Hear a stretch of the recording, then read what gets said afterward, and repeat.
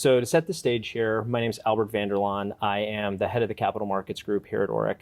I'm really pleased to be joined today by Robert Leshner, the CEO and co-founder of Superstate. Would love for you to just give a little background on kind of yourself, the company, and then we can dive into some questions about crypto and everything related. Sure. Well, thanks for having me on the program. I've been, an Orrick client since 2011, and Superstate is actually my fourth company. So I've gotten to go through the journey a couple of times to get to this point. That's great. And what Superstate is, it actually builds off of a lot of things I've been doing in the space for the last decade or so. Is, we're trying to create an opportunity for the tokens that live on blockchains, that are traded on blockchains, that are borrowed and lent on blockchains, that are portable around the world because of blockchains. Instead of them being the assets that people know and are used to today, they're actually the securities that people understand from Wall Street and that make up the foundation of our capital and financial markets. And what we're trying to do is, take, financial assets that are well understood and put them into a new form factor on chain so they can do hyper modern, financial programming things.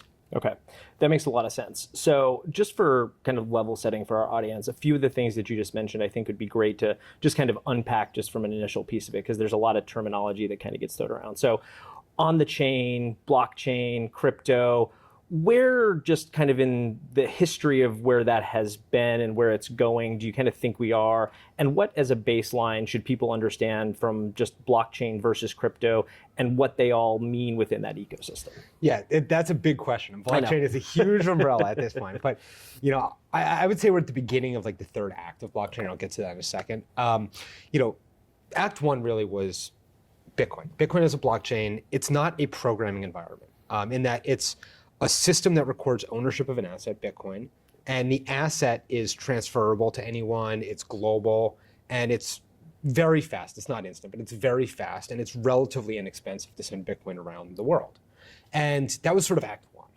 Act two was sort of the rise of Ethereum as a blockchain. And Ethereum is not just a blockchain to move an asset around. Then you can move Ether, the native, currency of the blockchain around. You can transfer it and it moves, a little bit faster than Bitcoin. It's a little bit cheaper. But the core differentiation is that you can deploy computer programs onto this blockchain to add logic to how assets on the blockchain move and behave. And in addition to being able to add computer programs, you can also deploy what are known as tokens on this blockchain. And those can represent anything. They can be created by a company, created by a person, created by an autonomous computer program. But in Act two, which is a little bit defined by the last couple of years, you're able to create assets and add logic to them. And we've seen this logic being really interesting. If you've heard of decentralized finance, this is also a broad category of items. But it's the ability to create computer programs on this blockchain for people to trade, for people to borrow and lend, these tokens, for people to, create derivatives, for people to try and create pretty much anything functionally. And a lot of the assets, that have been made on this blockchain are, what we call crypto native tokens. They're tokens that only really exist in the ecosystem of the blockchain itself. They don't derive their value from an off-chain company. They don't derive their value from like an off-chain asset. And so what we've seen is just a lot of crypto native tokens. And we've seen a huge growing ability to add really interesting financial applications and markets around them. And now we're finally entering Act three, which is we're taking the programmability of the blockchain, Act two, and we're combining it with, really for the first time, off-chain assets and off-chain wealth. And what I mean by off-chain is it's things that derive their value not from within the blockchain ecosystem, but from outside of the blockchain ecosystem. So taking T-bills from the financial market and putting them on chain in a token. That's a very popular use case of what some people call real world assets. Right. I'm not huge into that term, but taking off-chain assets and bringing them on chain as tokens in some way, and combining that with the programmability of the blockchain itself. And so the result, and I would say Act three, we're relatively early in the journey. The result is that you get programmability of financial assets that haven't been very programmable in the past. It's not easy to add logic and automation around, fixed income or stocks or any of these things, but we're entering this era where that's finally becoming achievable. Fascinating. And by the way, I think that's the best recitation I've heard of all of that in approximately a minute and a half. So kudos to you for being able to do that. Amazing. And shows your depth and breadth of knowledge here. With all of that, where does stablecoin kind of fit into that? I'm guessing that's coming in the third act because it does have relation, theoretically, from my understanding, to something in the real world, but maybe not. Yeah, no, I would say stablecoins are the first thing that really proves out this concept, right? Okay. Stablecoins, in general, there's a dollar sitting in a bank account and a token is minted against that. And there's a company that stands in the middle of that says, like, we're holding the dollar in a bank account, or we're holding a T-bill in a bank account, like, don't worry about it, and issuing the token against it. Okay. And that's the first thing that's really started to get to product market fit or scale within crypto, right? From the off-chain world. So there's, almost $200 billion of stable coins today. At this point, it's a couple percent of the US money supply is in the form of stablecoins. So it's becoming actually quite material. And it's the first thing to really pilot the idea of an off-chain asset being represented in a token form. And in its simplest version, stablecoins are significantly superior to how dollars and bank accounts move around today, right? Okay. So if I want to send a wire, in general, it's time consuming, it's extremely inefficient. There's going into banks, there's phone calls, there's all of these things. It's not instant. It takes hours, even though it's incredibly fast and intraday. Mm-hmm. There's a huge time cost to it, and it's not programmable, right? I can't add logic to send wires very easily. Right.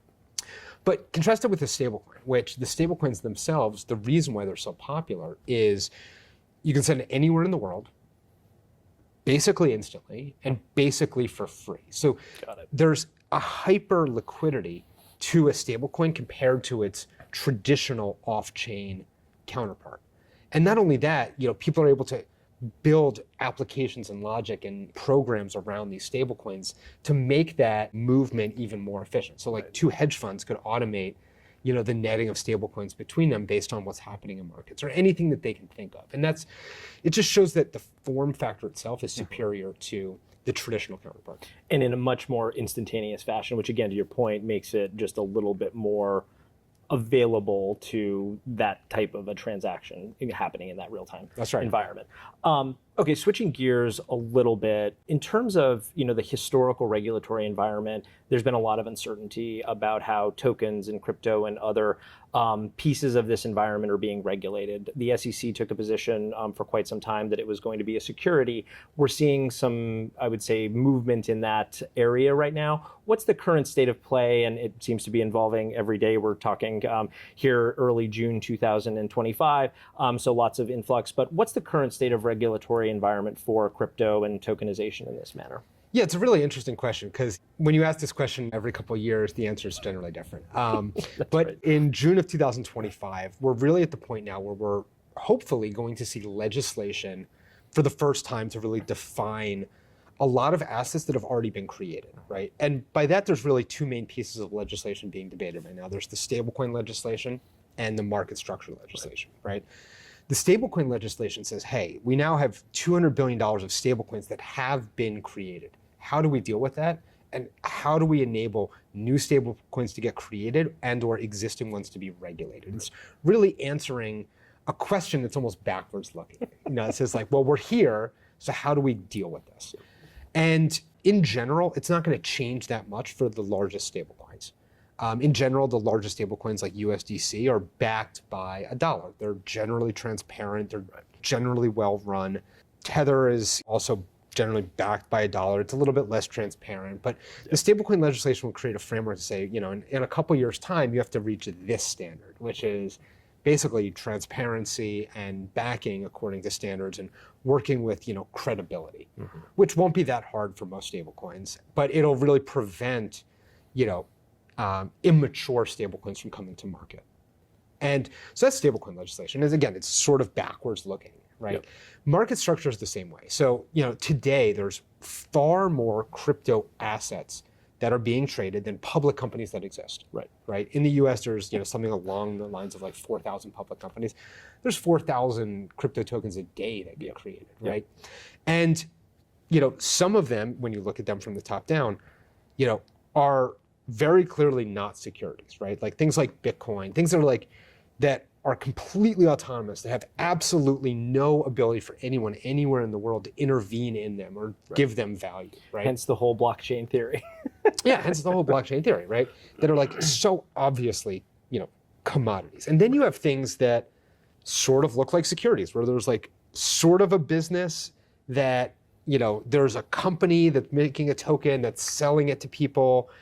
And you're like, all right, well, that's sort of the security. And then you have everything in between. Like you have all sorts of projects that might have at one point had a company that was like building this thing, but the company went away and now it's running on its own and it looks more like Bitcoin, but that it was, founded by a company. Like you have everything in between. They don't really look like securities. And so market structure legislation is also somewhat backwards looking, which is how do we deal with the tens of thousands of crypto assets that exist that are publicly traded? And how do we finally start to answer the question about like, what is a security? What isn't a security? Right. How do things move in between those classifications? And how do we create market structure for the end investor that is good for the end investor, but also good for the industry to create clarity around like, what is this stuff from a legal perspective? And we haven't had this clarity for the last 14 years of crypto. And the opinions around how this stuff has worked has changed by the composition of the commissioners of the SEC. That's right. Which is an interesting facet in and of itself, because is the SEC the right regulator? And I think a lot of commentators would argue, no, it should be more of a commodity. It's in that domain as a general matter, much more than an SEC and a security and something that should be regulated in that manner. And that's where we've fallen into this trap of having to look back a lot, I think. Hopefully, and would love to get your insight on this, the market regulation would also dictate going forward a little bit of, where does this truly sit on a go forward basis? Yes, we've got a lot of things to kind of clean up, but is there anything out there in that legislation so far that we've uncovered that's going to really be the driver for how this is looked at and viewed on a go forward basis? Yeah, I would say, and just to back up a little bit, I think at one point the SEC was the ideal regulator for crypto. And that was during the ICO era. So like if you rewind to like 2017, there was an era of crypto in which, the common operating procedure was you had a company that hadn't built anything yet, that was doing public fundraising on the promise to build something. And that is like very objectively, securities behavior. Yep, right? Absolutely. And the SEC came in pretty hard into that, saying this is very clearly securities behavior for good reason. Right. And the industry at large stopped behaving in that way. Going forward, I think legislation removes a lot of the necessity for even opinions about what the regulatory structure can or should look like. When you have legislation, stablecoin and market structure, then suddenly I don't think we have to have this conversation much anymore. And there's now intertwinings with the rest of the financial system, which is another turn I'm going to take here, which is this new overlay. And I think the way you structure it with the acts here in Act 3, where you're seeing companies getting overlaid into it and other assets getting overlaid. How is that mapping over now to things like treasuries, and are crypto companies leveraging treasuries to be able to develop other aspects of their business, or just leverage it in more of a traditional financial manner? Or what other areas are crypto companies really engaging with the traditional financial system, including the development of ETFs and things like that of that ilk? It's a really interesting question. So there's a couple things. I'll start by looking at this from a super high level. Mm-hmm. So there's really two directions of, the bridge between crypto and TradFi, right? Direction one is crypto assets coming back to TradFi. So the ETFs are a great example of this. The Bitcoin ETF takes a crypto asset, packages it in a TradFi form, and brings it back to the existing market structure of traditional financial markets, right? Makes sense. You have Bitcoin wrapped in an ETF traded on the NASDAQ, right? Very effective. The alternate path is taking something from traditional financial markets and bringing it onto crypto rails. And this is the area that I'm interested in and focused on at Superstate. And we're seeing a lot of activity here, right? First, we're seeing, after stablecoins, the second major asset to be brought over, besides a dollar that sits in a bank account, is the idea of bringing T-bills or low risk, high liquidity government debt on-chain in token form. Okay. So this was our first product at Superstate. It's a very common first product for a lot of the firms engaging in tokenization, because it's easy to understand and it's incredibly safe. It's very hard for someone to lose money in short duration T-bills. Got it. And if they do, then we have much bigger problems, right? Not for this discussion, but yes, absolutely. Exactly. And so T-bills are the second major asset class. While stablecoins are like 200 billion, tokenized treasuries are maybe, like $6 to $7 billion right now. So it's still small, right, by comparison, but this is up from zero. So if you look at the curve and you zoom out, you're like, oh my God, it's an asymptote. It's, a J curve. It's, it's going like crazy, but it's actually still relatively small as a market, even though the growth looks pretty amazing. After that, the next major area that people are looking for bringing assets from traditional financial markets onto crypto rails are equities, public equities, right? It's, enabling either companies or indices or, ETFs to be traded on blockchains as well as in traditional venues. And this is not that wild of a concept in general. I mean, a lot of companies have multiple listings, right? You can be listed in the US and in Canada, or the US and London, or the US and, in Hong Kong, right? There's no reason why you can't be listed, in America and on a blockchain as well. And so this is a rapidly growing area of focus for firms that are engaged in tokenization because the potential is so powerful. Stocks settle T+1, and they're really not portable at all. Try sending a stock to somebody, right? I do it all the time for my clients, and it is difficult. It is difficult, right? In any manner. In any manner, private and public. It's horrible, right? Yep. And so taking a system that settles slow and is basically not portable at all, and it's not programmable at all, and bring that on chain, I think that's the next area where there's just a huge amount of energy and focus being directed. I think that medium term to me is the most interesting because right now you have traditional currency, you've got Bitcoin, you've got gold, you've got some of those other things. And Bitcoin, interestingly, operates and trades somewhat like currency, somewhat like gold. It's in its own little space.